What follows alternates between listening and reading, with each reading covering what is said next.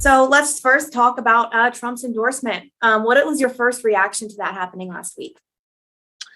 Yeah, well, the president called me. Actually, I was having a milkshake with my son, and he called me and he said, hey, this is Donald Trump. And I said, is it really?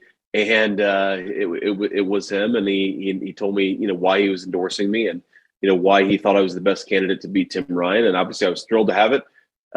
So I mean, I think it's a game changer in the race. I already felt like we had a lot of momentum in this race, but I think that a lot of our voters, they rightfully see the president as the leader of the party. They trust his judgment, and the fact that he sees me as the candidate to carry forward his agenda is a good sign of approval, and I think will help us win this primary.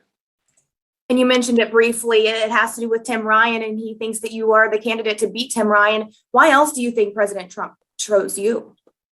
I think more importantly, it's that he sees me substantively as on his team. One of the big problems that we had during the Trump administration is that you had Republicans who would say nice things about the president personally, but would actually stab him in the back on core parts of the agenda, on trade, on immigration, on securing the southern border, on actually bringing our manufacturing jobs back from China and Mexico and other countries.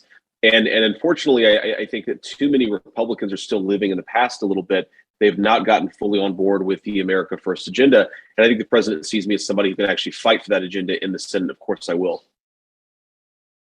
Okay. And, many Republicans were outspoken asking Trump to remain neutral in this race because they say that you had formerly been outspoken against President Trump. What is your reaction to those people? I mean, those comments were out there.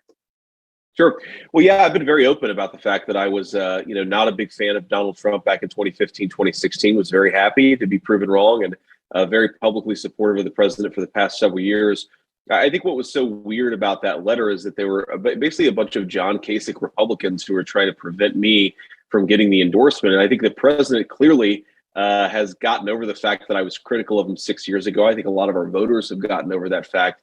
And a lot of people who didn't want me to get the endorsement because they know that it would mean that an outsider is going to win this Senate seat, tried to prevent it, and luckily they failed. Have you spoken with Trump at all about those comments that you had made in the past? Oh, yeah. No, I've gotten to know the president pretty well over the past several years. He and I have talked about it. Like a lot of conservatives, I think, people didn't necessarily trust him, right? He was a political outsider. Not too many people were confident about where he stood on the issues. And I think he recognizes that a lot of his strongest allies in the U.S. Senate were not originally on his team. So I think the president got over it a long time ago, and we've had a lot of good conversations about it. And now I think we just have to take that endorsement and get the message out and let voters know that I'm the America First candidate in the race. And I think we will do that. Okay. And at last check, Real Clear Politics has you ranked third in the polls right now. Do you think this endorsement could bring you up in those polls? Yeah, I mean, I think that a lot of those polls are older, and the last couple of months have been very good for the campaign. We've had the debates that have given us a lot of momentum. So I think even before the endorsement, I felt like I was in a position to win the race. Now we're certainly in a very strong position. Okay. And we know former President Trump is going to be in Delaware County this weekend. Do you plan to be at that rally with him? I'll be there. Yeah. If you've never been to a Trump rally, they're kind of like a rock concert, a lot of fun. And apparently the weather's going to be good, which is good that Ohio weather is going to cooperate in late April. So I'll be there with a lot of my family and friends, and we're going to have a good time. And now let's, moving forward, if you do win this race, what do you think you can bring to DC? We know a lot of talk right now is how polarized DC is. Do you think that you can change that? Do you plan to do anything when it comes to polarization?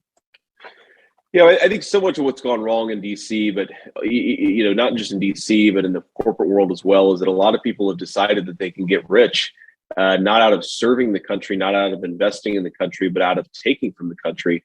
I think it's one of the reasons why we need to send outsiders to politics to actually go and shake things up a little bit. I think the thing that I can bring to DC is that I don't need this job. I'm not running for this job because I need the paycheck. I'm running for this job because I want to make some big changes to make it easier for people to live a good life in this state.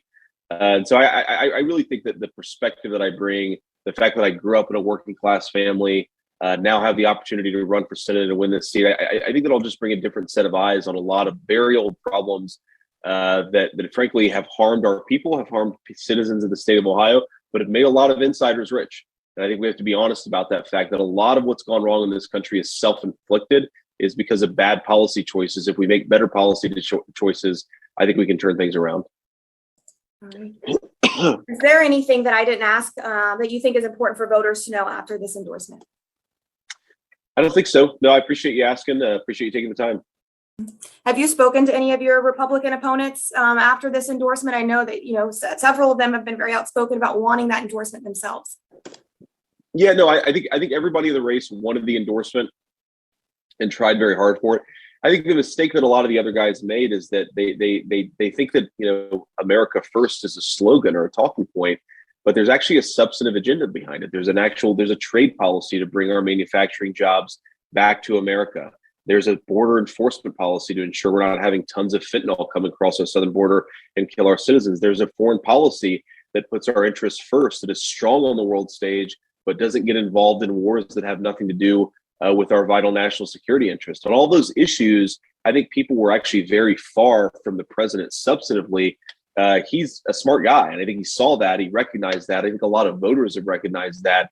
And so, unfortunately, you can't just say nice things about Donald Trump in public. You actually have to align yourself with an agenda that's going to serve our citizens if you want the support, not just of the president, but of the broader movement.